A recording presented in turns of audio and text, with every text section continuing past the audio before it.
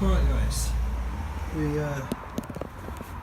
we started off the last video, a little drive out of the to the car show, and after that I decided to take my little boy out and it broke down. And anyone who's seen the first video that I did will have known that I was doing a repair and then road tested and just videotaped it and got from there. So after it broke down again, we got it back home, and we think it's this, the voltage regulator. So just gonna do a little video changing that over. Also might have a go at swapping the wipers over today, who knows, depends how far I can get. It'll be good, and go from there. The first thing you want to do when working on any car, doesn't matter new or old, you're going to be working on electrics, disconnect the battery. It just saves the ball ache of breaking down. I wish I had more cameras, but that's the only one I got, unfortunately. So we'll disconnect the battery.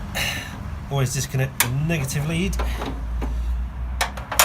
and tuck it out of the way so it's not going to get tucked in anywhere.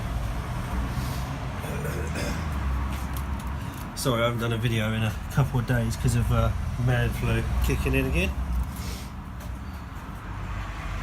So the best way to change any electrical component, if possible, is to try and leave it intact when you take it off. Unless it's an alternator or a start motor, they've only got two wires going to them, a big one and a small one. So it's not really too much of a hardship. There you go, that's broken now. Right, so we've got a load of wires here. You can either take a picture, write them down, or to be honest, when I took this car apart years ago, the photos I took saved the day. To be honest, it was so easy just to take a picture, but obviously once you've run it and you know it's running, the best thing to do is to, well, what's that one? I think they've got numbers written on them. Just want to make sure the numbers are the right ones I'm disconnecting.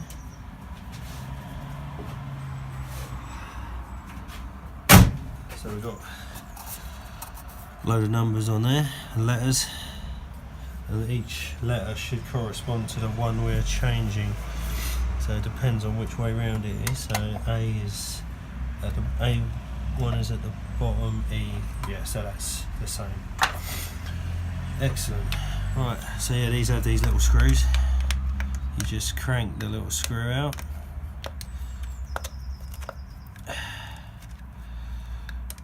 And then stick your connector in there nice and flat and bolt it down. I would advise doing this one at a time. That way, you know, if you can get away with it doing it one at a time, definitely do it one at a time, because otherwise it's just going to get, shit's going to get confusing. You're going to get confused, you're going to have wires in the wrong places, and then it's not going to work anyway, and then you're going to get annoyed it's not working. But yeah, when I did this the first time, I just took loads of pictures, and thank God I did, because by the time 2 years later when I come to put it back together again, it saved my day. Just having the pictures there to look back on were brilliant. Yeah, so I've had a bit of man flu, so that's why I haven't been putting any videos up or anything lately. Some of these are so stuck in there. I'm hoping this is going to fix it. Again, with the problem, it was just the vehicle was just losing power, and I had my little boy with me, and I had to push it around the corner and fiddle around with things. That's not even coming out there, it's just been a nightmare, that one. Yeah, fiddle around with things and hope that I could get it going again. Which I'd managed to get it running again and get it home. Unfortunately, I wasn't filming that. That would have been gutting, but even more embarrassing, because I just declared on YouTube that I'd fixed it, but hey ho, this is like the joys of owning old cars, really. Right, this one you're not going to get enough wiring, so you're going to have to disconnect the two as well, but it's easy because they're so different colours. So we'll disconnect two, and then that should give us some more leverage on the wiring. The wiring is absolutely bollocks on this car, but I just haven't got time to do all the work it needs. So when I got this car, it was to say it in a bad way would be complimenting it. It was horrendously bad. I had parts missing, parts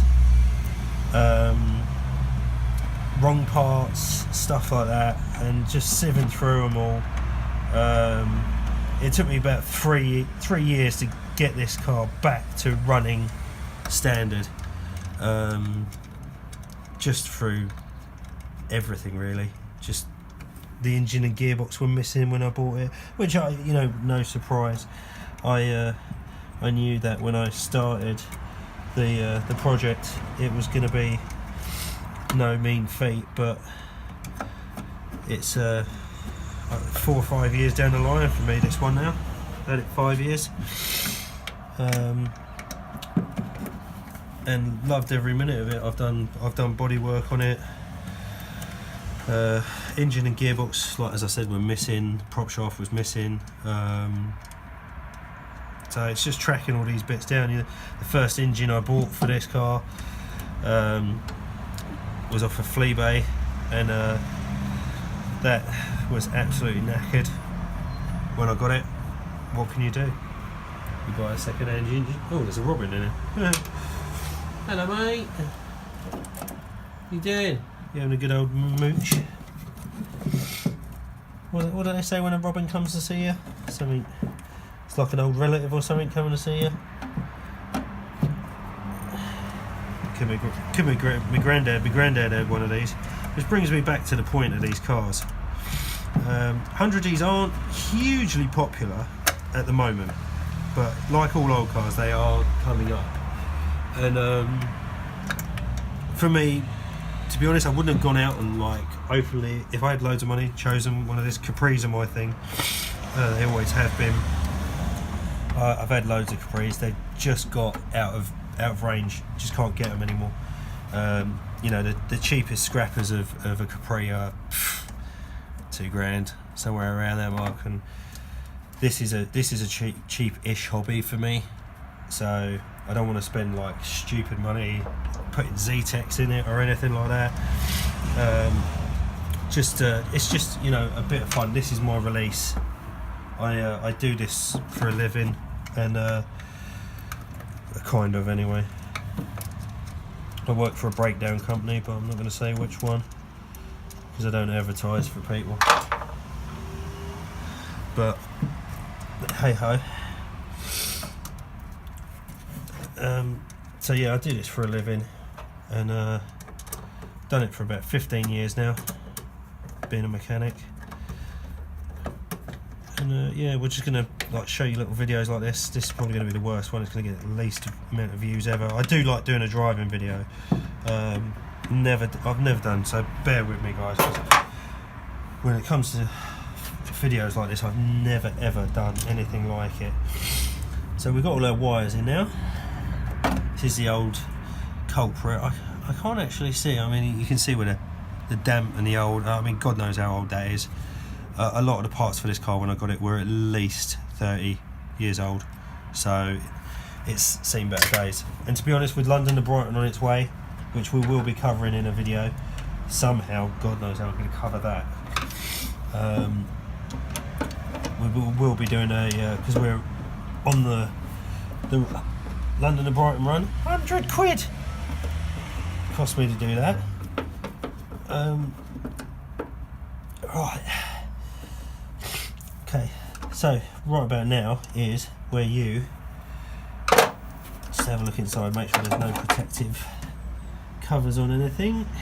No, there's no plastic protectors in there. Cool. that fits really nice. That's not going to come off, is it? Jesus. eBay parts. To be honest, I'll be going to be really surprised if this doesn't explode in my face when I try and start it. So once you've done everything, check they're tight. Just go through, have a little wiggle and a giggle. And it's time to get the battery reconnected, fire her up and see what's going on. The only way you really test this is, I mean, I took it to the car meeting, it was fine. I took it out an hour later and the thing is like trying to commit suicide. It's just ridiculous. You know, cutting out when turning corners, cutting out in just generally unhappy. So we'll but like you see, you know, little jobs when you do them right don't take very long at all.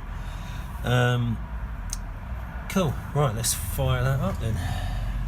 Just going to move the camera, if you don't mind. Sorry, it's going to be a bit shaky. Oh, there we go. That's what I was talking about. Just trying to get you in a good position where we can see some engine running. There we go. Right, this way you can't see the fire that's happening down here. That's why I've done that. Right, just check everything's out. Oh yeah, looking good. Right.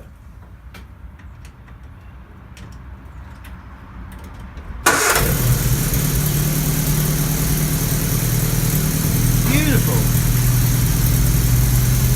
Like I said, there's no real way to test this until you're out on the road. But yeah, started up pretty good. All the no warning lights inside. Fuel gauge is reading correctly, hopefully. This is what it looks like from the inside. Anyway, so this is the colour it used to be. Kind of missed that colour a little bit. Tempted to go back to it. My little boy's favourite colour is red, so this is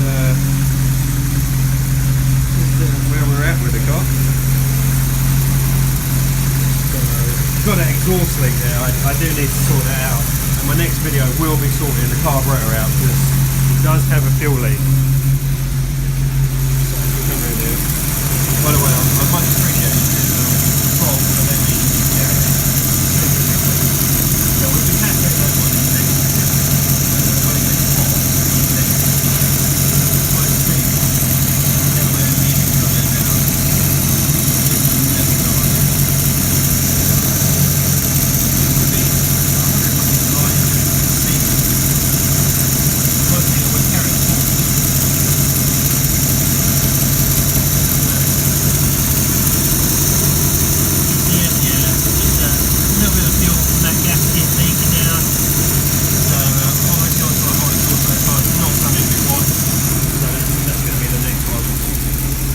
Cool guys, right, until the next video, thank you very much. Hopefully we'll be doing another driving video soon, but we'll leave it with that one for now. I might do another video on the carburetor now because that's really quick, but I won't post that straight away. I'll probably edit shit out of that.